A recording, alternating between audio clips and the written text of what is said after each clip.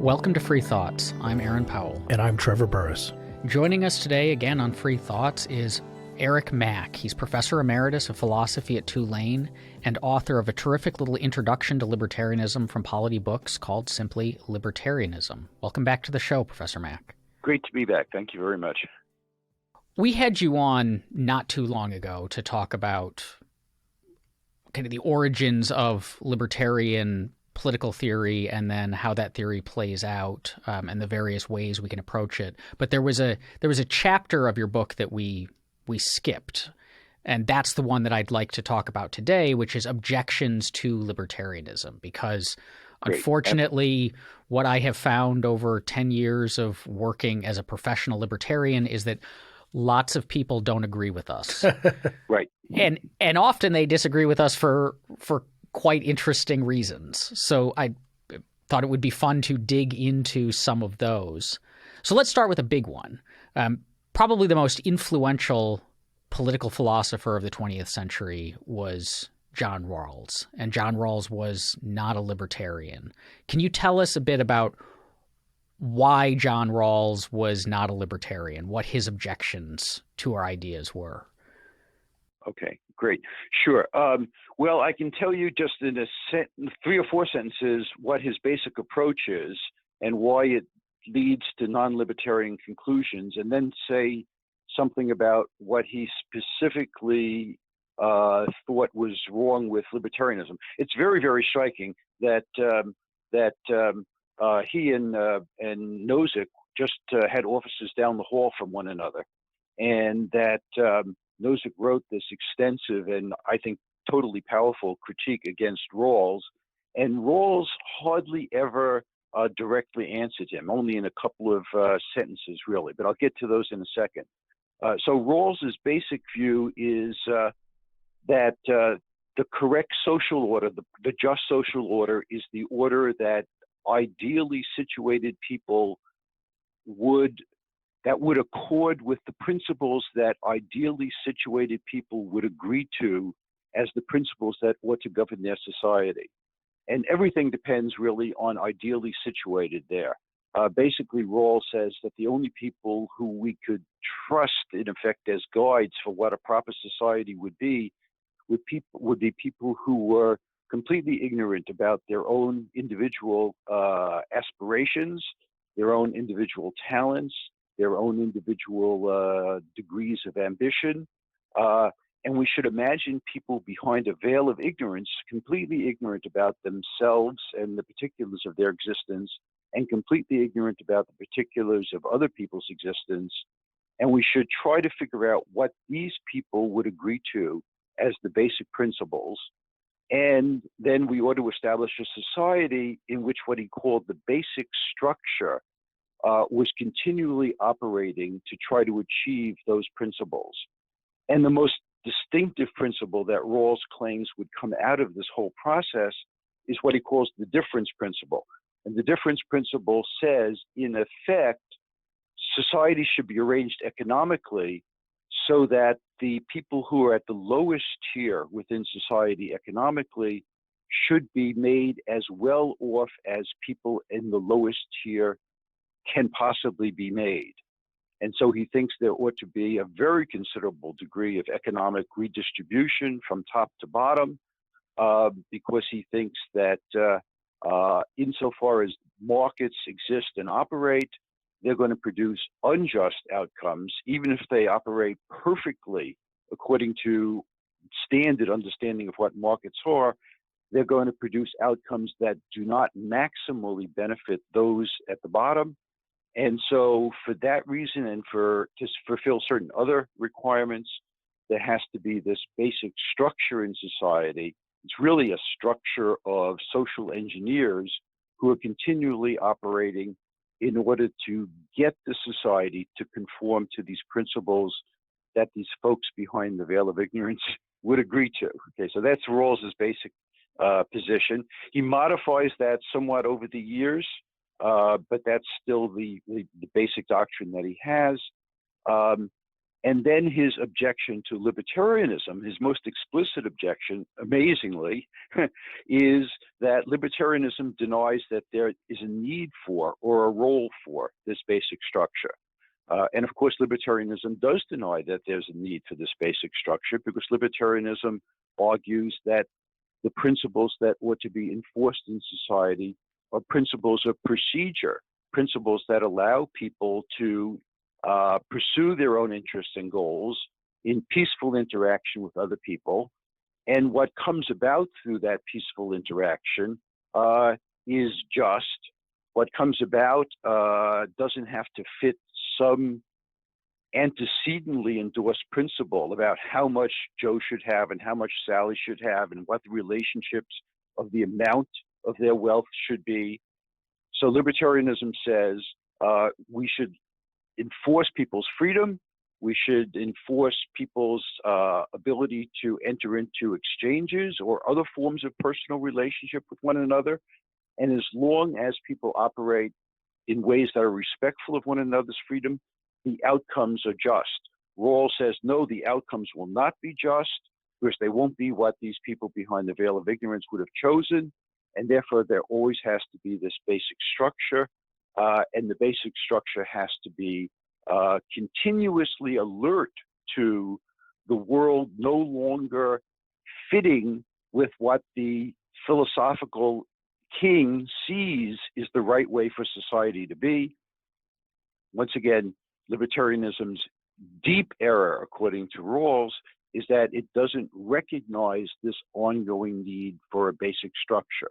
It's happy enough, libertarianism is, with certain sorts of basic rules of peaceful interaction being enforced within society. Now, Aaron mentioned that this Rawls is pretty popular, and I think that Rawlsianism becomes popular in a way that is not actually, many people who use Rawlsian ideas are not actually referencing Rawls or may not have ever read Rawls.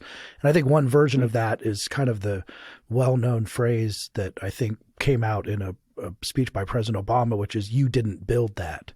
And different ideas that certain inequalities that you have inherently or by your station are somehow not, and the product of those inequalities are not something you deserve. And I think overall that's an extremely common viewpoint, especially now. Even ideas like privilege could go into some of these Rawlsian ideas.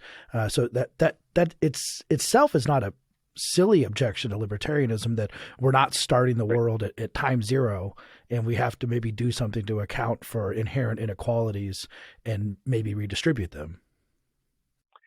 Yeah, so one of the reasons for this veil of ignorance that Rawls envisions, right, as a technique for discovering what principles of justice is, one of the reasons for the veil is his view that the actual attributes of people and what they have actually done in their lives is not something that anybody deserves, and it cannot be the basis of any sort of entitlement among people.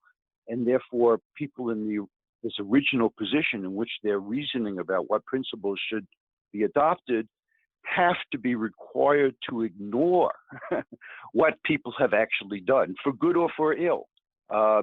So Rawls rejects the idea that that you can say of anybody that they deserve something for what they have done. The only way you can deserve something is to have done something that the basic structure says you should be rewarded for. And so, this is in other people I criticize in the book, people like Cohen and people like Nagel. All of these people adopt pretty much whole hog this idea that there can be no such thing as desert for what you have produced. And they also adopt this idea that in order to deserve or to be entitled to what you have produced, you have to deserve or be entitled to the attributes of yourself that have enabled you to produce these things. And that, I think, is the crucial error here in Rawls and all these other people.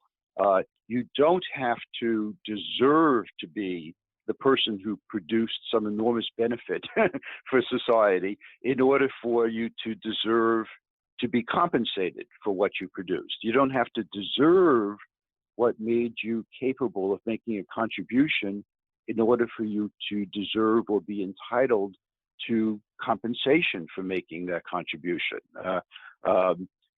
Desert or entitlement doesn't have to go all the way down. But Rawls makes two moves. He says you can't be entitled to what you produce unless you're entitled to what made you capable of producing it. You can't deserve what you produce unless you deserve everything that made you capable of deserving it. And then he also says, since you don't have a just claim on what you have produced, it's unjust for you to have what you've produced, right? Which is itself a big move, right? So he moves from saying there's no justice in people possessing in proportion, let's say, to what they have produced, to saying it's unjust and therefore justice requires that those differences in outcome be nullified. So all of that is part of the Rawlsian package. One of the counters that libertarians sometimes make to Rawls, and so I just want to see what you thought of this as a response, is he's one of his principles, because he's got this kind of set of principles that need to be in place for whatever comes out of the veil of ignorance to be, just. And one of them is the maximin principle. We want to maximize the minimum so that the bottom is as good as it can possibly be. And he thinks you do that through redistribution to a great extent. But libertarians would frequently respond, no, the way that you do that is through free market economics, is through letting people trade and exchange and so on, and that raises the living standards, and we point to the effects of global capitalism and so on. Do you think that that's a decent response to him? No, I don't. I mean, I think it's correct to say that in the long run, people who are at the lowest rung or likely to be at the lowest rung do better under an actually existing free market system than they would do under any likely actually existing highly distributivist-oriented state, for all the reasons that we have for thinking that people who are relatively poor and powerless are not really going to gain by creating powerful state institutions. The people who create those institutions are going to gain. So this is the sort of Hayekian line, I think, which is that if you're concerned about the poor over the long run, you want to have private property and free market institutions and all that sort of stuff. But I think to take on board what I think is the ungrounded idea that justice requires that those at the lowest rung have as much as people at the lowest rung can possibly have. I think it's wrong to take on that idea because it's a mistaken idea. There's no good justification for that idea. And it means that advocates of markets have to be continuously making highly contentious claims to the effect that whatever they're defending contributes to the people at the lowest rung being as high up on the scale as they possibly can be. And that's not something that anybody can ever establish, right? I mean, market-oriented people are usually very sensible about recognizing that we can't predict in detail how different sorts of social systems are going to work. We can predict that a market structure and private property and free markets and so on are very, very likely to benefit everybody who participates. But you can't predict about any set of institutions that it is the set of institutions that will make the worst off as well off as high on the economic ladder as they can possibly be. It's a crazy burden for libertarians to take on, and it's a mistaken burden because the doctrine is not true. It's not true that justice requires that those who are at the lowest rung be raised up as high as they possibly can be. Let me just add a sentence on that, right? So in principle, Rawls, this difference principle would assert that no matter how distributions have come about, so imagine we have a distribution that's come about for just two people. Joe now has $1 million, and Sam now has $10,000, and we don't even inquire about how they got into that position, right? And someone comes along and says, but the difference principle tells us we should always alter existing distributions if it would raise the condition of the worst off. And so I see how by taking $900,000 away from Joe, we can increase Sam's endowment of money by $100, right? So we go from $1,010,000 to, I've forgotten my numbers now, to $100,000 and $15,000 or something like that. It requires that enormous costs be imposed upon people who have acquired more in order for the smallest gains to be provided for those who have acquired less, no matter how peacefully and productively the first party has acquired their greater amount. So it's really an extraordinarily incredible principle, and libertarians shouldn't embrace it, and they shouldn't try to claim that a free market world is going to be the best way to satisfy it. Both of those claims are mistaken. Well, it seems like people listening to you might be thinking, this guy doesn't care about the poor at all, or libertarians shouldn't, on any principle of justice, care about the poor, which is maybe exactly specifically what you're saying. But then in that sense, how should libertarians think about the status of the worst off people? Because that's a fairly common political belief, and B, something that appeals to our intuitions, like kindergartners care about, some of them care about the kids who have less. So are we being heartless in this regard, or are we just sort of playing a different game? Right. Well, heartlessness, no. So part of what I was saying just now, and I think part of what any libertarian would say, is that one has to have a more nuanced understanding of how institutions and work and how political power works. And a strong case, a very strong case, can be made that free market institutions, private property, generally private property, rule of law, all these core classical liberal or libertarian values, a world in which those institutions are functioning and are robust is a world in which there's a very, very strong tendency for everybody's both economic situation and even non-economic situation to improve. So this is a mutually beneficial set of rules. We can't say how much any particular individual or how much any particular class of individuals will gain. We can't make those sorts of predictions.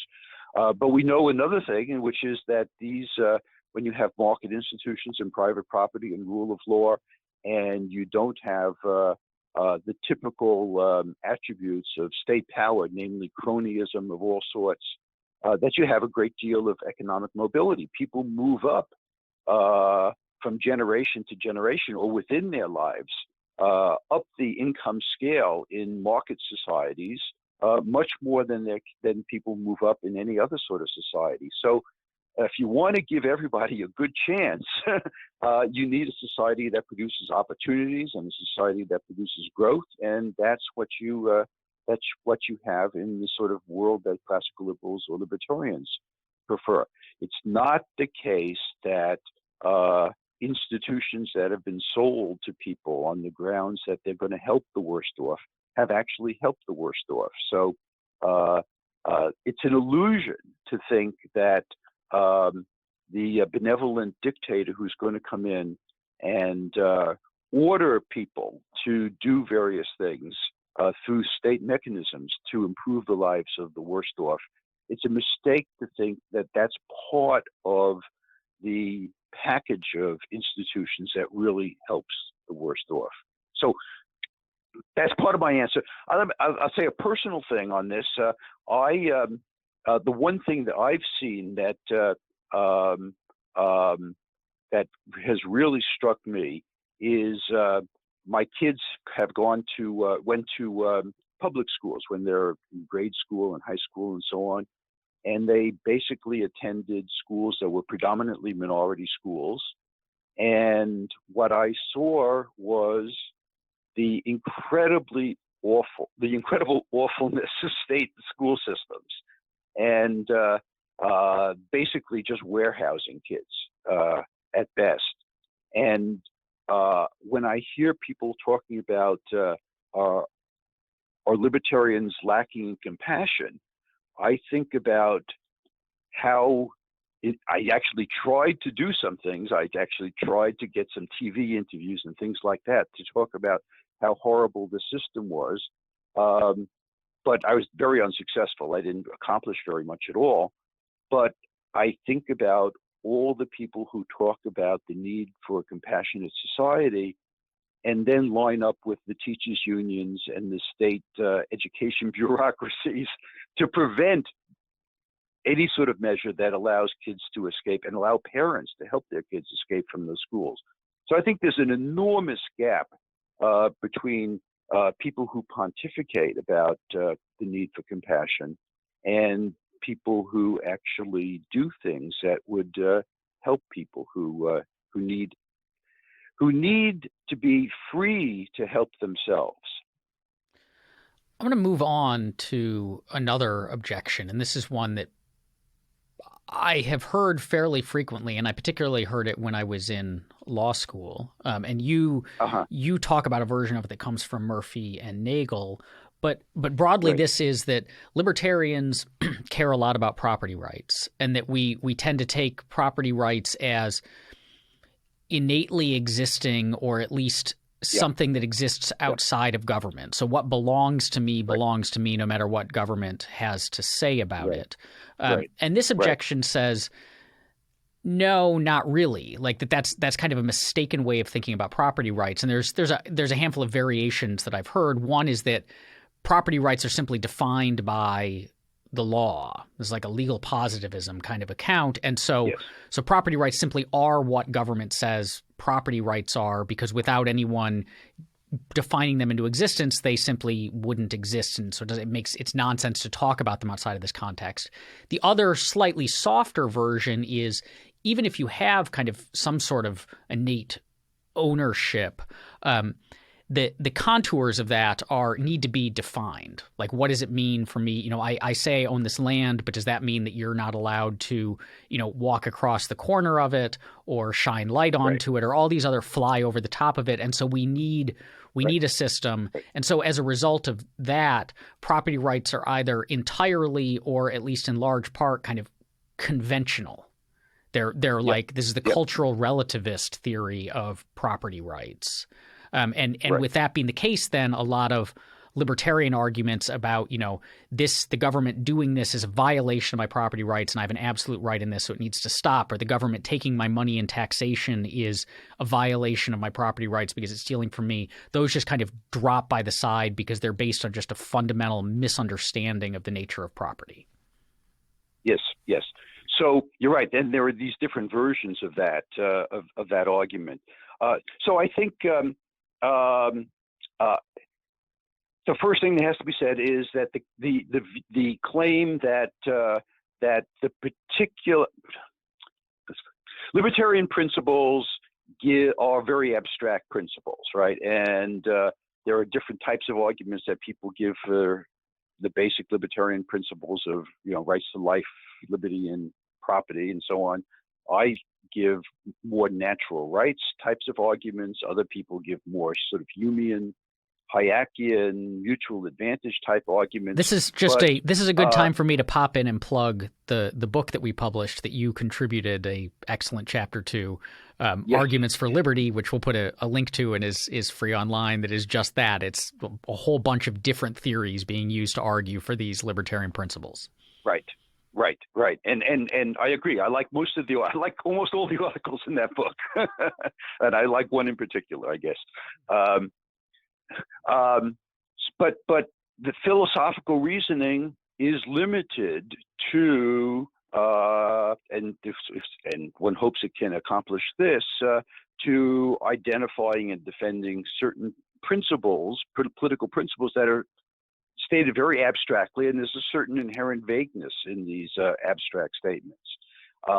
And it's a huge mistake, and I don't think you can really find many libertarians who make this mistake. It's a huge mistake to think that philosophical reasoning can deduce the sort of fine-grained rules that we really need in order to interact with one another. So that rules that really enable us to know whether I have to avoid stepping across that little corner of your property or it's okay for me to step across it, right? Libertarian principles are not going to solve anything like that. And the only person I can think of in the libertarian tradition who thought that libertarian principles, libertarian reasoning would get you answers to everything on that sort of level was probably Lysander Spooner, and he was wrong about that.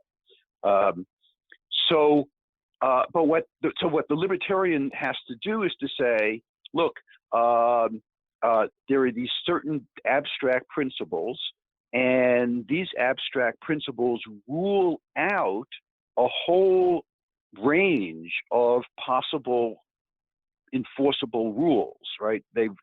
Principles about people having rights over themselves, rights of self-ownership, rule out any sort of actual positive law that enacts slavery or anything that approaches being slavery. It rules out conscription. It rules out mandated national service.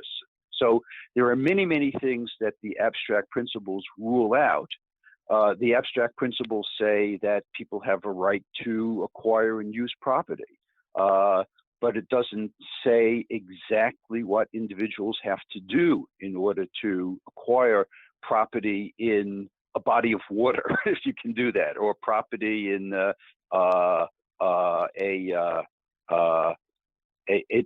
deposit of some valuable sort of ore. So what happens, what we actually get in the real world are much more highly specific, much more highly grained sets of more concrete principles, and what libertarians can demand is that the particular complicated set of more concrete principles that we have, those are eligible for endorsement because they are compatible with the basic libertarian principles. And by the way, it also has to be added that the actual concrete rules that we have are never endorsed on the basis of complicated philosophical reasoning. They arise through custom and judicial decision and all that sort of Hayekian stuff. So it's what's really striking is that every libertarian or classical liberal thinker I know of, except for Spooner, said essentially this. So Locke says we have to have positive law in order for the natural law to be drawn closer, in order for people to more clearly understand what's required by the natural law. And I could quote you many other people. What people like Murphy and Nagel do is they say, well, philosophical reasoning can't give us the highly specific sets of rules that we need to actually operate on a daily basis with one another. Therefore, philosophical reasoning of a libertarian sort can have no possible role and no possible purchase but they're wrong. Philosophical reasoning of a libertarian sort can tell us what the limited set of acceptable particular rules would be. And part of the justification for people having to abide by those particular sets of rules is that these rules instantiate or concretize the principles that philosophical reasoning identifies. And so I may have gone off track. I don't think I went off track there, but I may have gotten away from your question a little bit. And so it's not, if you recognize that convention and accident and happenstance and reliance on people's wisdom or customary practices will actually play a role in the particular rules that we are expected to abide by, that's not at all to give a blank check to, certainly to legislators to come up with particular rules. It's at most to say, well, these rules are not going to be entirely the product of these philosophical reflections. They're going to have to be concretized in some. And if they're concretized, if we're so lucky to live in a world in which we are semi-lucky, if we're so lucky or semi-lucky to live in a world in which most of the rules are liberty respecting rules, property respecting rules, contract respecting rules, then what we have to say is these particular rules are our way of concretizing these abstract rules, and it's because the abstract rules are justified that we ought to obey and respect these exemplifications of them. It seems odd because the way that objection is brought to libertarianism, and I know a lot of people would think it's sort of a crushing objection to libertarianism. But what you said about abstract principles of justice needing concrete instantiation, well, that's true of Rawls. You don't go into a Rawls book and see all the rules for property rights and all the rules for who goes to school and everything. And no one ever says that's a problem with Rawls. But I think that one of the reasons they don't criticize Rawls for that is because they think that libertarianism denies the mechanisms by which you figure out those concrete rules, like sort of state courts or other state procedures, which I think is just is erroneous. It does not by itself deny those mechanisms. But for some reason, we're held to a different standard than other abstract political philosophies for how concrete our philosophy needs to get. Right. Now, I think in the case of the sort of Rawlsian or quasi-Rawlsian by osmosis perspective, we go back to this idea of basic structure. So for Rawls or quasi-Rawlsians, there's a certain profile of things, a certain profile of liberty, a certain profile of opportunity, a certain profile of income and society is supposed to conform to that profile. And Rawls rightly says only if there are institutions that are fairly continuously tinkering with the rules will those profile be achieved or maintained. And so for Rawls, the role of the more concrete rules is not to instantiate our right of liberty or our right of property or our right of contract. The role of all of these more concrete rules is to contribute as best one can tell at this moment of history to contribute to the society as a whole being the way, according to Rawls, a just society should be, right? So it's all top down. It's all top down for Rawls, for Nagel, for Murphy, and therefore, because it's all top down, there's no place for them, for people to object to a particular rule that has been promulgated by saying this rule runs contrary to an abstract right that I have with respect to rights over myself, or with respect to property, or with respect to contract. There is no basis to object to what comes down from the top on these Rawlsian and Murphy and Nagel perspectives.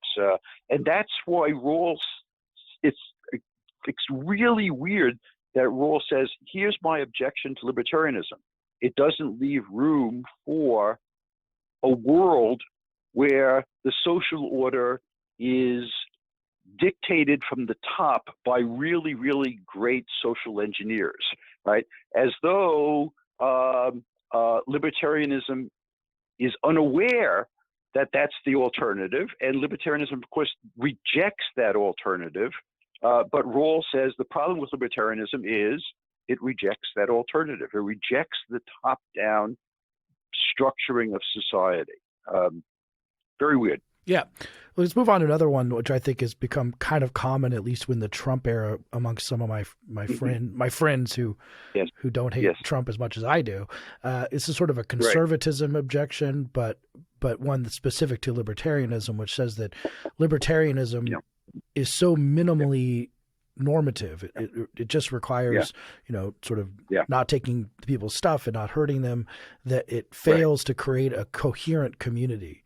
And I've had friends who said that they kind of left libertarianism because they realized there wasn't enough there for values to live your life on. And what they saw in the libertarian community were a bunch of sort of very people living their life in a kind of a Burning Man side of fashion, but not promoting kind of values of community, and that we could use the government to even do this on the margins a little bit and help create a stronger, more cohesive society that's not at each other's throats all the time, which maybe we kind of are that way now. So how should we take that argument?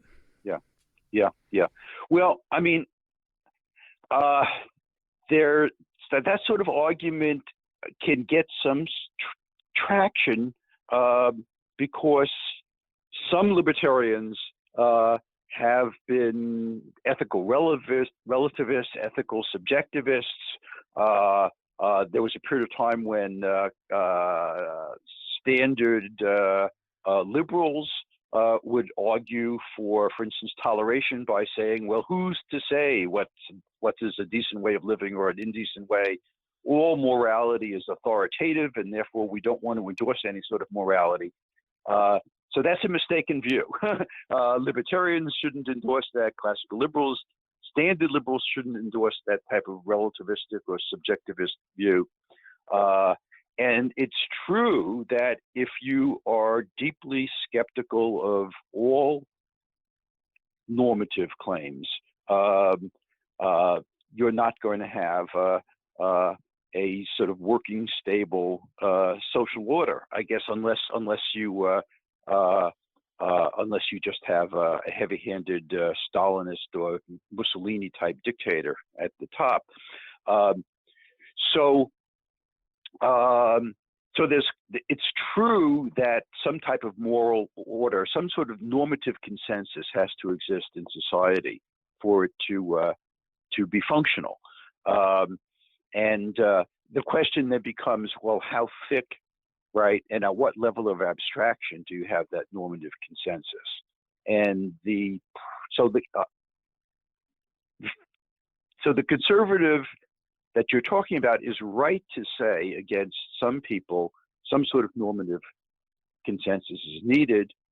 The people who are scared when they hear that are right to be scared, because the normative consensus that people normally have in mind is a very substantive normative consensus. This is the way that everyone should live their lives. These are the norms that everybody in their personal lives should live.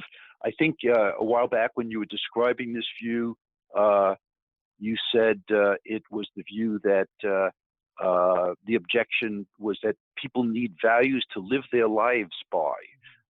And that's true, of course, but it doesn't mean that everybody needs the same values, but there does need to be something in common. And I'm going to say the obvious thing here. I think the thing that people have in common in a an open, classical, liberal, libertarian society are the basic norms that allow people to live tolerantly and at peace with one another, and in an environment in which it's possible for them to enter into mutually advantageous, mutually voluntary agreements.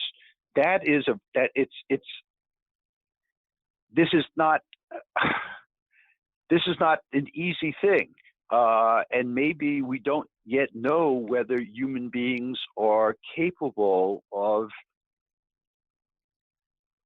maintaining a society that is held together by that thin a normative consensus. But it's not horribly thin. I mean, I remember after the 9/11 attacks, so this was now a long time ago, that someone came up with this great TV public service announcement thing where just people who are obviously of different ethnicities, dressed in different ways, people of obviously different religions, would just come on for a second and say something like, "I am an American," right? And then somebody else who looked very different would come on and say, "I am an American," right? And of course, what's conveyed by that is that there's something about being an American which presumably is not living one's life just as that particular person on the screen at that moment lives his or her life, right? What is it? Well, it's a type of toleration for other people, a type of recognition of other people's right to live their own lives as they choose. It's tolerate, and I don't think that it's that hard for people to learn that this is an enormously attractive thing, right? It seems to me very attractive whenever I go somewhere and I see people who are living lives which are quite different from the life I want to live, but they're able to do that. They're allowed to do that. They're trying out life of a different sort than a life that I have. And now I'm thinking of something like the last chapter of Nozick's Anarchy, State, and Utopia, which is called The Framework of Utopia, in which we can all value and enjoy a world in which other people are as free as we are to live in the way that they choose to live. And I think that's the, to get sort of patriotic, that I think is the key American idea.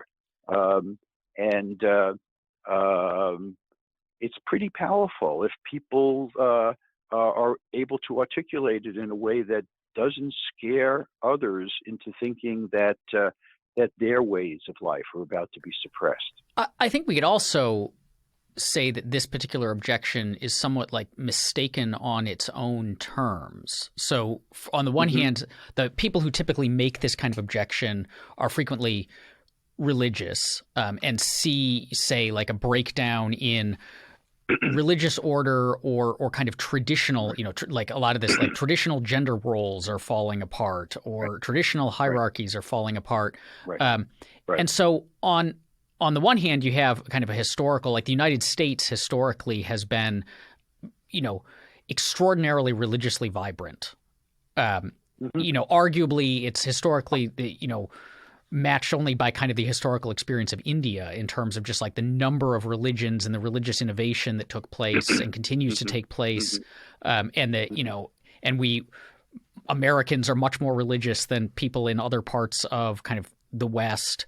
And then in those areas where the church has been, where we had the kind of more government enforcing these things, the church tends to atrophy, people tend to drop out and so on. So like freeing people up to explore these ideas often leads to them being much more widespread. But the other one is that it feels like a lot of this objection is mistaking tastes for values.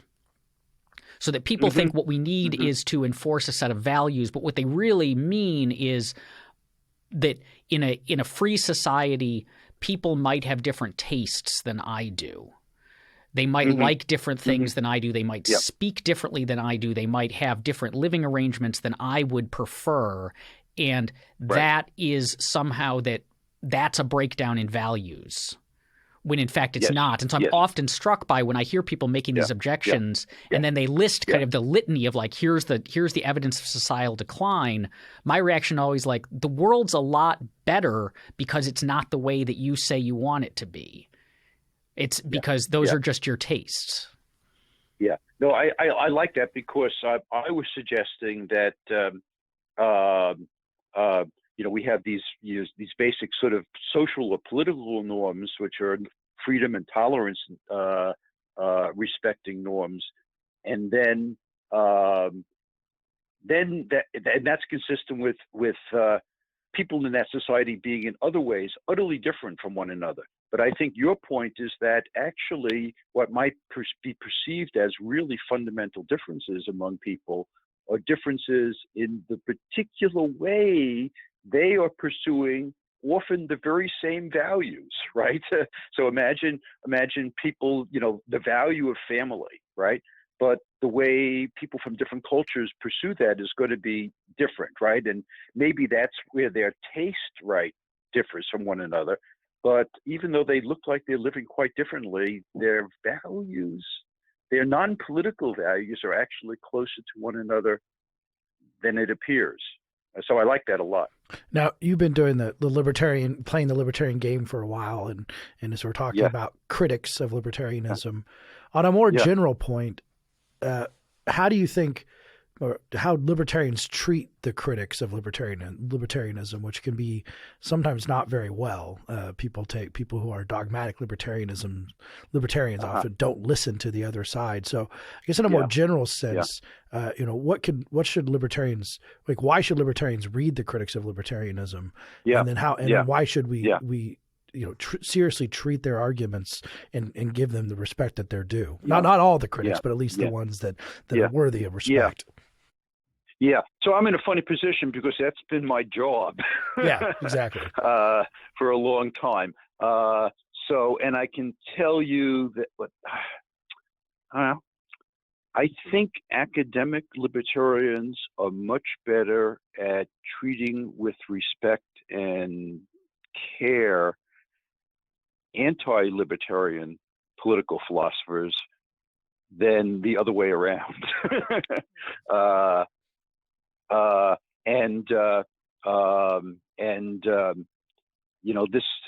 I've just recently talked to some people, younger people in political philosophy, who are having tremendous trouble getting their articles accepted at professional journals. And it's quite clear to me that very, very politically loaded standards are being used against them. Which is disappointing, because I have enjoyed thinking that within the philosophical world there's some level of respect for the quality of the argument. I don't want to say that everyone who thinks of themselves as a libertarian or thinks of themselves as a libertarian intellectual or thinker should spend enormous amounts of time reading esoteric, anti-philosophical, anti-libertarian writers. I mean, lots of academic philosophy is just horrible to read, and lots of it involves such deep and implicit anti-libertarian premises that the books can go on and on forever, working out the implications of the anti-libertarian premises, right? And it's not going to be an efficient use of time to devote oneself to these things. So it's hard. I think. So I think actually there would be a good service to libertarianism would be for libertarian-oriented people to write more material that would make the anti-libertarian arguments available to libertarians without imposing on those people the incredible cost of actually spending huge amounts of time reading the non-libertarian political philosophers. I mean, yeah, I think so. That's actually a little advertisement for this one chapter of my book, which does a little bit of that. I think other people are doing that now. I've just been reading Bas van der Wassen and Jason Brennan have this book called In Defense of Openness, which is a defense of open borders and free trade and so on. And they, in several places, do a really nice job in the course of that book in sort of giving I think, an accurate but mercifully short account of the philosophical opposition to their positions. So, but I think the main thing is not who you read and so on, but what your attitude has to be, right? Back in the old days when I had some connection with the Randian world, right? You were taught if somebody says something that you think is wrong, that proves that they're incredibly evil and not worth talking to, and you should do your best to embarrass and bash them as much as possible, right? But that's not true. There are all sorts of people who sincerely have these objections and probably welcome a serious conversation about whether these objections are good or not. And so at least that should be the attitude of libertarians when they encounter these sorts of arguments.